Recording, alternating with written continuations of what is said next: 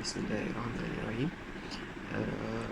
Saya Muhammad Luqman bin Hamzah daripada kelas 6.07.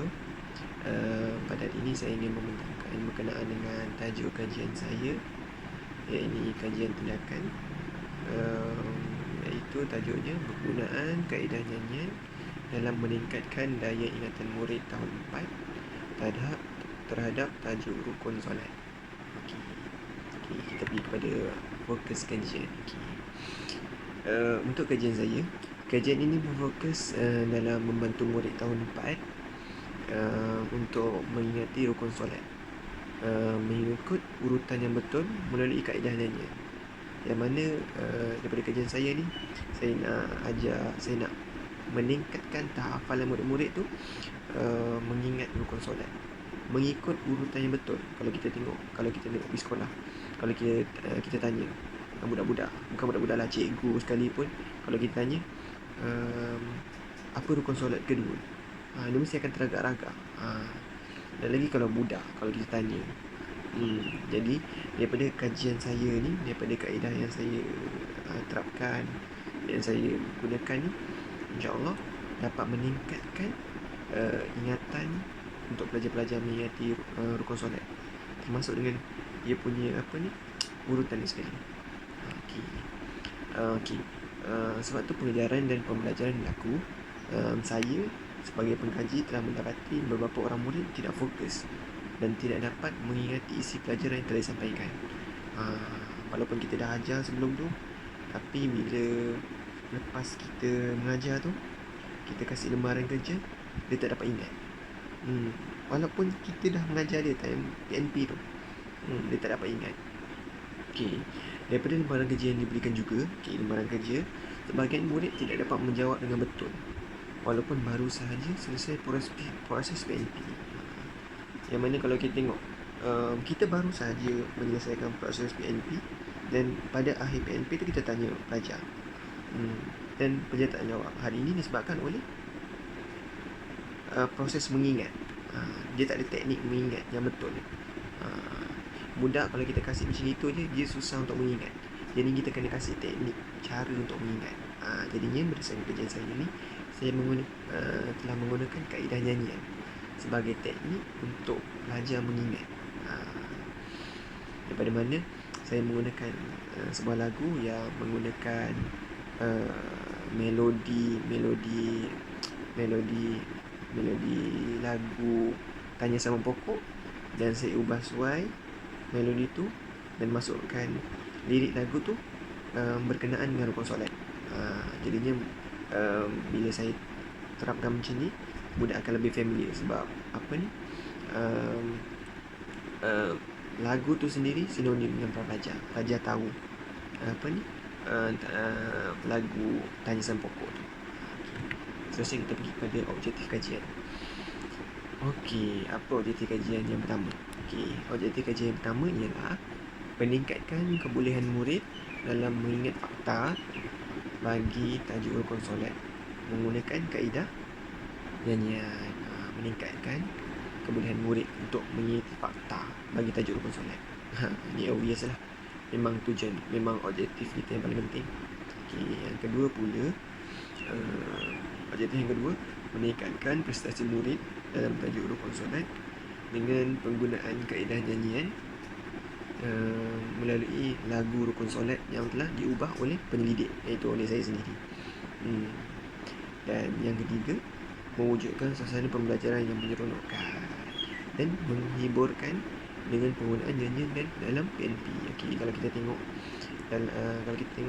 siapa kat dunia tak suka nyanyi? Semua suka nyanyi kan? Saya pun suka nyanyi, Ustaz pun suka nyanyi, kamu semua suka nyanyi. Jadinya daripada situ kita dapat menggunakan kaedah nyanyian tu untuk masukkan dalam proses PNP, dan menjadikan dia sebagai satu teknik untuk mengingat. Kesinambungan daripada tu, proses pembelajaran tu akan menjadi menarik dan menjadi seronok pada para pelajar. Selebihnya ada dalam kajian saya lah. Seterusnya persoalan kajian. Apa persoalan kajian saya? Yang pertama ialah, adakah kaedah nyanyian berkesan dalam membantu murid mengingati fakta-fakta dalam pembelajaran pendidikan Islam bagi tajuk rukun solat? Manakala persoalan kajian yang kedua pula, adakah murid dapat menjawab soalan-soalan berkaitan dengan tajuk rukun solat selepas penggunaan kaedah nyanyian?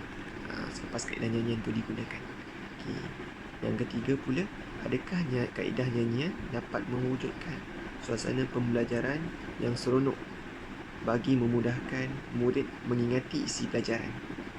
Kita nak tengok kat situ. Seterusnya kita pergi kepada peserta kajian. Peserta kajian bagi tajuk kajian saya adalah murid-murid yang berada di Sekolah Kebangsaan Bandar Baru Bangi yang terletak di Negeri Selangor lah. Sekolah tersebut berada betul-betul dekat Bandar Baru Bangi tu. Kumpulan sasaran dalam kajian saya adalah melibatkan 29 orang murid daripada 20 orang murid daripada 39 orang murid dari kelas 4 pintar yang bercampuran antara jantina lelaki dan wanita. Pencapaian akademik bagi kelas tersebut adalah baik kerana merupakan kelas pertama dalam sekolah. Untuk model kajian tindakan saya ni, saya telah menggunakan model Kemis dan McTaggart yang telah dipublish ataupun dikeluarkan pada tahun 1988. Yang mana model kajian tindakan ni telah melaksanakan proses mereflek, rancang, pemerhatian dan mereflek. Rancang, pelaksanaan, pemerhatian, reflect. Yang mana kalau kita tengok dia lebih kepada mereflect. Model ni lebih kepada mereflect, yang mana dia reflect apa yang kita telah lalui dalam kelas, kemudian kita rancang bagaimana apa yang kita telah lalui dalam kelas, kemudian kita rancang macam mana kita nak tangani isu yang kita hadapi dalam kelas tu, kemudian kita melakukan pemerhatian terhadap perancangan yang telah dilaksanakan terhadap kumpulan yang kita laksanakan kajian ni. Kemudian kita mereflect, adakah tindakan tu berjalan lancar atau tidak, macam itu. Dan proses tu berulang. Sekiranya tidak menjadi, proses tu akan berulang.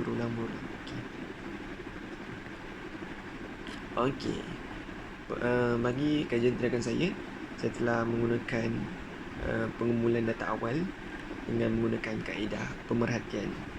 Ini dengan pemerhatian berstruktur, saya telah menggunakan satu borang yang telah disediakan, dan saya telah dapat daripada mana saya tak ingat, tapi adalah borang tu. Daripada borang tu kita dapat lihat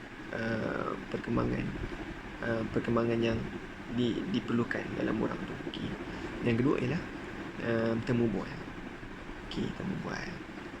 Temu bual ni maksudlah saya temu bual pelajar, guru kelas dan lain-lain lagi. Dan seterusnya ialah analisis dokumen. Analisis dokumen ni termasuk juga sebagai contohnya lembaran kerja yang telah saya berikan kepada para pelajar pada akhir sesi PNP. Nampaknya sampai di situ saja pembentangan saya pada hari ini.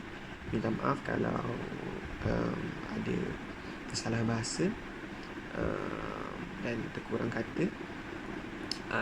Dan akhir sekali saya mengucapkan terima kasih dan selamat menanda kepada Ustaz. Terima kasih Ustaz. Assalamualaikum.